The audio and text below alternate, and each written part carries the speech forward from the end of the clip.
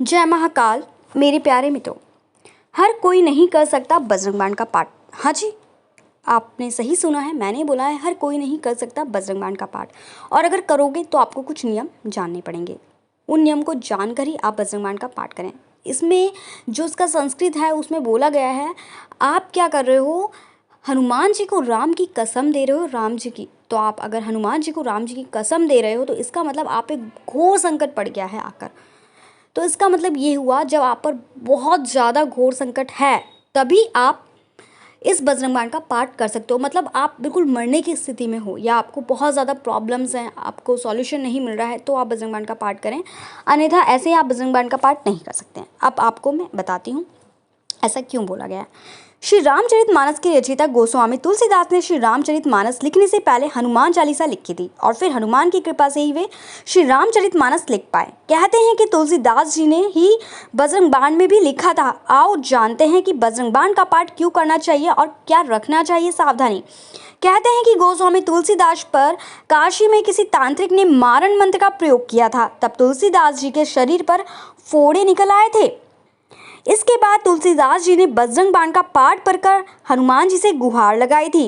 बजरंग बाण के पाठ से एक दिन में सारे फोड़े ठीक हो गए थे। तभी से माना जाता है कि यह पाठ शत्रुओं पर अचूक वार करता है और बहुत ही परेशानी भी किया जाता है। क्यों करते हैं बजरंग बाण का पाठ? बहुत से व्यक्ति अपने कार्य या व्यवहार से लोगों को रुष्ट कर देते हैं। इससे उनके शत्रु बढ़ जाते हैं। कुछ लोगों को स्पष्ट बोलने की आदत होती है, जिसके कारण उनके गुप्त शत्रु भी होते हैं। यह भी हो सकता है कि आप सभी तरह से अच्छे हैं, फिर भी आपकी तरक्की से लोग जलते हैं और आपके विरुद्ध षड्यंत्र रचते हैं। ऐसे समय में यदि आप सच्चे हैं तो बजरंग बाण का पाठ आपको बचाता है और शत्रु को दंड देता है।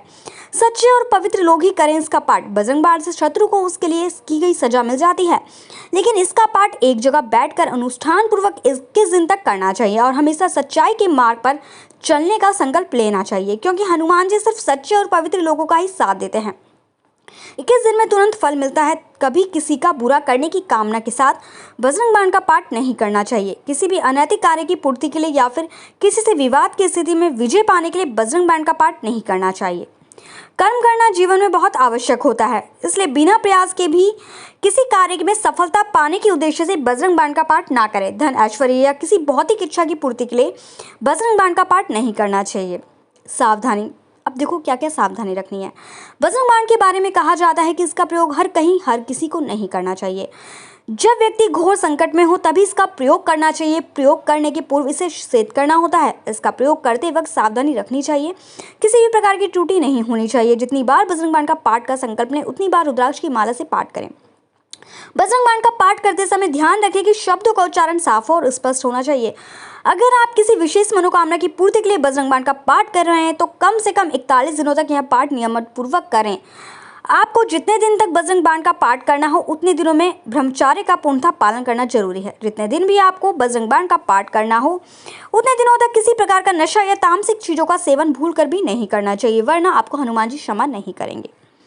विविध रूप से करें पाठ। बजरंग बाण का पाठ करने के लिए हनुमान जी के चित्र या मूर्ति के समक्ष कुशासन, एक विशेष प्रकार का आसन बैठकर बिछाएं। विविध उनकी पूजा अर्चना करने के बाद इसका पाठ करना चाहिए। कब करें ये पाठ? बजरंग बाण का पाठ अक्सर शनिवार को ही किया जाता है, परंतु मंगलवार को भी पाठ कर सकते हैं, कोई मनाही नहीं है। पाठ के पूर्व क्या करें? बजरंग बाण का पाठ करने के पूर्व संकल्प अवश्य लें कि आपका कार्य जब भी होगा हनुमान जी के नियमित कुछ भी करते रहेंगे। इसके अलावा राम जी की स्तुति पढ़ें और फिर विविध पूजा के बाद पाठ करें। पाठ पूर्ण होने जाने के बाद भगवान राम का स्मरण और कीर्तन करें। घी का दीपक जलाएं। पाठ के पूर्व घी का दीपक जलाएं जिसमें 5 बत्ती हो। इसी के साथ गूगल की सुगंध भी फैलाएं। अर्पित करें ये सामग्री। हनुमान जी को चमेली का तेल, गुड़, चना, जनेऊ, पान का बीड़ा आदि अर्पित करें। चूरमा, लड्डू और अन्य मौसमी फल भी अर्पित कर सकते हैं। शनि, राहु, केतु से मिलती है मुक्ति। घटना दुर्घटना को राहु, केतु और शनि अंजाम देते हैं, जैसे अचानक आग लग जाना, आपकी गाड़ी का एक्सीडेंट हो जाना या किसी मुसीबत का अचानक आ जाना। हनुमान जी आपको सभी तरह की घटना और दुर्घटना से बचा लेते हैं। इसके लिए आप सदा उनकी शरण में रहकर प्रतिदिन बजरंग बाण का पाठ कर सकते हैं। मंगल दोष से मुक्ति। यदि किसी भी कुंडली में मांगलिक दोष है जिसके कारण विवाह नहीं हो पा रहा है या विवाह होने के बाद वैवाहिक जीवन में संकट पैदा हो रहा है तो उसे नियमित रूप से मंगलवार के दिन बजरंग बाण का पाठ करना चाहिए। अगर नियमित पूर्वक निष्ठा के साथ बजरंग बाण का पाठ किया जाए तो इससे मांगलिक दोष का निवारण जल्द हो सकता है। अब बात करते हैं हनुमान चालीसा की। हनुमान चालीसा का पाठ करते समय भक्तों को रखना चाहिए इन बातों का ध्यान। आइए जानते हैं किन बातों का ध्यान रखें। मंगलवार का दिन मारुति नंदन हनुमान जी को समर्पित है। इस दिन बजरंगबली की विशेष पूजा का विधान है। साथ ही इस दिन मंत्रोच्चारण के साथ उन्हें प्रसन्न किया जाता है। इस विशेष दिन पर हनुमान जी को समर्पित विभिन्न स्तोत्र और चालीसा का भी पाठ किया जाता है। शास्त्रों में बताया गया है कि बजरंगबली को प्रसन्न करने के लिए हनुमान चालीसा सबसे उपयोगी है। मंगलवार के दिन सुबह अथवा शाम के समय हनुमान चालीसा का पाठ करने से भक्तों को कई प्रकार के कष्टों से मुक्ति मिलती है और उनके दुख दूर हो जाते हैं। इसके साथ गोस्वामी तुलसीदास जी द्वारा रचित हनुमान चालीसा आम जनमानस के लिए बहुत आसान है। आइए जानते हैं हनुमान चालीसा पाठ करने के क्या नियम है और इसके क्या महत्व है। शास्त्रों में बताया गया है कि मंगलवार के दिन हनुमान चालीसा का पाठ निश्चित रूप से करना चाहिए। पाठ करने से पहले शुद्धता का ध्यान अवश्य रखना चाहिए, इसलिए पाठ से पहले स्नान ध्यान कर लें और अपने ऊपर गंगा जल का छिड़काव कर लें। पूजा के समय आसन का इस्तेमाल जरूर करें। नीचे जमीन पर बिना आसन या कुशा के ना बैठें, इसे अशुभ माना जाता है। हनुमान चालीसा का पाठ आरंभ करने से पहले सर्वप्रथम भगवान गणेश की वंदना करें और इसके बाद भगवान श्री राम और माता सीता को प्रणाम करें। हनुमान चालीसा के पाठ से ठीक पहले धूप दीप जलाएं और हनुमान जी को पुष्प अर्पित करें। साथ ही पाठ के दौरान इस बात का विशेष ध्यान रखें कि मन में किसी भी प्रकार की चिंता या किसी के प्रति द्वेष न उत्पन्न हो। मनोकामना को ध्यान में रखते हुए चालीसा का पाठ करें। हनुमान चालीसा का पाठ से लाभ। मान्यताओं के अनुसार हनुमान चालीसा का पाठ करने से जीवन से आर्थिक समस्याएं दूर हो जाती हैं और व्यक्ति में पराक्रम की भावना जागृत होती है।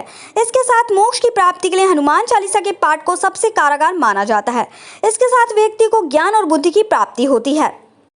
अब बात करते हैं हनुमान चालीसा पढ़ने का सही नियम क्या है। तो सबसे पहले क्या करें, आवाहन। हनुमान चालीसा का पाठ करने के पहले कई लोग उनका और श्री राम जी का आवाहन करके पाठ नहीं करते हैं, ये गलत चीज़ है। समय। हनुमान चालीसा का पाठ करने के लिए समय निर्धारित करना चाहिए। कई लोग जब उनका मन करता है तब उसका पाठ करते हैं और जब मन करता है तब नहीं, यह गलती है। कई लोग ऐसा करते हैं। एक नियम बनाना चाहिए। स्थान। हनुमान चालीसा एक पवित्र जगह पर बैठकर ही करना चाहिए, खासकर या तो आपके घर के पूजा स्थल पर, मंदिरों में, तीर्थ क्षेत्र में या पहले से नियुक्त साफ सफाई करके पवित्र की गई जगह पर। हर कहीं या सड़क पर इसका पाठ नहीं करना चाहिए। भक्त बने। कई लोग हनुमान चालीसा का पाठ तब करते हैं जबकि उनके ऊपर कोई संकट आता है। कहते हैं कि दुख में सुमिरन सब करें, सुख में करे ना कोई। जो सुख में सुमिरन करे तो दुख काहे होए। कई लोग पाठ तो करते हैं लेकिन उनको दोहे नहीं पढ़ते हैं, तो हनुमान चालीसा का ही अंग है, इन दोहों को भी पढ़ना चाहिए। अर्पण। हनुमान चालीसा का पाठ करने के पहले उनके चित्र या मूर्ति को पवित्र जल से पवित्र करके उन्हें तुलसी की माला या जनेऊ पहनाकर भक्ति भाव से उनकी पसंद का भोग अर्पण करके कई लोग हनुमान चालीसा नहीं पढ़ते हैं, जो कि ये नियम गलत है। मध्यम स्वर। कई लोग हनुमान चालीसा का पाठ उच्च स्वर में अशुद्ध उच्चारण के साथ करते हैं या एकदम नीचे स्वर में इसका पाठ करते हैं। ये कभी नहीं करना चाहिए, गलत होता है। अब 40 दिन का पाठ। 100 बार हनुमान चालीसा का पाठ करना चाहिए, 100 बार नहीं। कर सको तो 11 बार करो। 11 बार ना हो तो 9 बार करो। 9 बार नहीं हो सके तो 7 बार करो। 7 बार ना हो सके तो 5 बार करो और 5 बार ना हो सके तो 3 बार करो और 3 बार भी नहीं हो सकता है तो 1 बार प्रतिदिन करो। चालीसा और कम से कम 30 दिन तक करने के बाद उन्हें लंगोट जरूर भेंट करें। लंगोट बोलते हैं अंगोछे को, ठीक है। पवित्रता। हनुमान चालीसा के पाठ के दौरान ब्रह्मचर्य, पवित्रता, शुद्धता, साफ सफाई का ध्यान कई लोग नहीं रखते हैं। महिलाएं यदि हनुमान चालीसा का पाठ कर रही हैं तो उन्हें इस बात का विशेष ध्यान रखना चाहिए कि वे उन्हें टच ना करें। कई लोग ये गलती करते हैं। खुद के नाम का उच्चारण। यह भी मान्यता है कि जहाँ पर लिखा है तुलसीदास सदा हरिचेरा कीजे नाथ हृदय में है डेरा, यहाँ तुलसीदास की जगह आपको अपने नाम का उच्चारण करना चाहिए। कई लोग ये गलती करते हैं, इसलिए उन्हें लाभ प्राप्त नहीं होता है। दीपक। हनुमान चालीसा के पाठ के पहले दीप प्रज्वलित करना जरूरी होता है। दीपक में जो बाती लगाई जा रही है वह भी लाल सूत धागे की होनी चाहिए। किसी भी स्थल पर पूजा करने के पूर्व दीप जरूर प्रज्वलित करें। हनुमान पूजा के दौरान जो दीपक जला रहे हो उसमें चमेली का तेल शुद्ध होना चाहिए और या तो घी हो। वस्त्र। हनुमान चालीसा के पाठ के दौरान सिर्फ एक वस्त्र पहनकर ही चालीसा का पाठ करें या उनकी पूजा करें। आसन। हनुमान मूर्ति या चित्र को लकड़ी के पाट पर लाल कपड़ा बिछाकर स्थापित करें और खुद कुश के आसन पर बैठकर चालीसा का पाठ करें। पाठ आवृत्ति। 100 बार हनुमान चालीसा का पाठ करना चाहिए। 100 बार नहीं कर सकते हो तो 11 बार करो। 11 बार नहीं हो सकता है तो 9 बार करो। 9 बार नहीं तो 7 बार करो। अगर नहीं हो रहा है 1 बार करो, लेकिन नियमित रूप से 40 दिन तक करो। हनुमान चालीसा का पाठ करते वक्त यदि आप इन बातों का ध्यान रखते हैं तो आपको हनुमान जी की कृपा जरूर प्राप्त होगी। ये हनुमान चालीसा करने का एक बहुत अच्छा नियम है, आप इसको फॉलो करें। अब जानते हैं सुंदरकांड पाठ के नियम और कैसे मिलता है इसका लाभ। हनुमान जी की उपासना के लिए सुंदरकांड पाठ को बहुत ही उत्तम माना जाता है। आइए जानते हैं सुंदरकांड के पाठ के नियम और इसके लाभ। हनुमान जी अष्ट चिरंजीवियों में से एक हैं, अर्थात मान्यता है कि आज भी धरती पर हनुमान वास करते हैं। धार्मिक मान्यताओं के अनुसार प्रत्येक दिन हनुमान जी की उपासना करने से जीवन में सुख समृद्धि आती है और सभी संकटों से मुक्ति मिल जाती है। इसके साथ मंगलवार का दिन हनुमान जी की उपासना के लिए समर्पित है। इस विशेष दिन पर सुंदरकांड का पाठ करने से सभी दुख पीड़ाएं दूर हो जाती हैं और इससे बजरंगबली प्रसन्न होते हैं। लेकिन सुंदरकांड पाठ का करते समय कुछ नियमों का पालन करना चाहिए। आइए जानते हैं ये नियम कौन कौन से हैं। शास्त्रों में बताया गया है कि सुंदरकांड का पाठ मंगलवार और शनिवार के दिन करना चाहिए। ऐसा करने से कई प्रकार के ग्रह दोष दूर हो जाते हैं और अशुभ ग्रहों का प्रभाव कम हो जाता है। हमेशा सुंदरकांड का पाठ करने से आत्मिक और शारीरिक शुद्धता का विशेष ध्यान रखना चाहिए। इसलिए पाठ से पहले स्नान जरूर करें और साफ वस्त्र धारण करके पाठ करने बैठें। सुंदरकांड का पाठ करते समय व्यक्ति को मानसिक रूप से शांत रहना चाहिए और मन में नकारात्मक विचार नहीं लाने चाहिए। ऐसा करने से पूजा का पूर्ण फल प्राप्त नहीं होता है। जिस व्यक्ति ने सुंदरकांड पाठ का संकल्प लिया है उन्हें पाठ पूर्ण होने पर आहार और व्यवहार का विशेष ध्यान रखना चाहिए। इस दौरान मांस मदिरा का सेवन भूलकर भी ना करें और हो सके तो प्याज लहसुन के सेवन को भी परहेज करें। सुंदरकांड का पाठ के पूर्ण लाभ के लिए ब्रह्म मुहूर्त या प्रदोष काल को सबसे उत्तम माना जाता है। इस दौरान मन शांत रहता है और नकारात्मक विचारों का प्रभाव कम रहता है। अब क्या है सुंदरकांड पाठ करने के फायदे।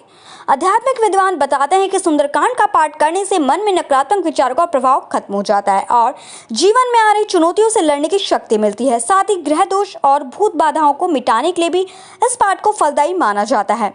मान्यता ये भी है कि सिद्ध सुंदरकांड पाठ करने से आरोग्यता, बल, बुद्धि और विद्या का आशीर्वाद प्राप्त होता है। अगर आपकी कोई विशेष इच्छा है तो आप सुंदरकांड सिद्धि कर सकते हो। सुंदरकांड सिद्धि में दोस्तों क्या होता है, आपको 11 दिन सुंदरकांड करना है, जैसे 11 शनिवार 11 मंगलवार ऐसे आपको करना है। ठीक है, दोनों को मिला के 11 हो जाए और फिर उसके बाद आपको क्या करना है, जब आपकी विश पूरी हो जाए तो उसके बाद आपको लड्डुओं का भोग हनुमान जी को लगा देना है। ये आपका एक सुंदरकांड सिद्धि का उपाय है। अगर 11 में नहीं हो रही है आपकी मनोकामना पूरी तो आप उसको बढ़ा सकते हो, लेकिन यह है कि आप सुंदरकांड करते हो तो आपकी मनोकामना पूर्ण हो जाती है। लेकिन आप सुंदरकांड जब करो तो आप उस इच्छा को बोलें और बाबा के आगे आप गुड़ और चने का भोग लगा सकते हैं हनुमान जी की मूर्ति रखकर। अगर गुड़ चने नहीं है तो आप लड्डू का भोग लगा सकते हैं और चमेली के तेल का दीप जला सकते हैं। और अगर चमेली का तेल नहीं है तो घी का दीपक या तिली का तेल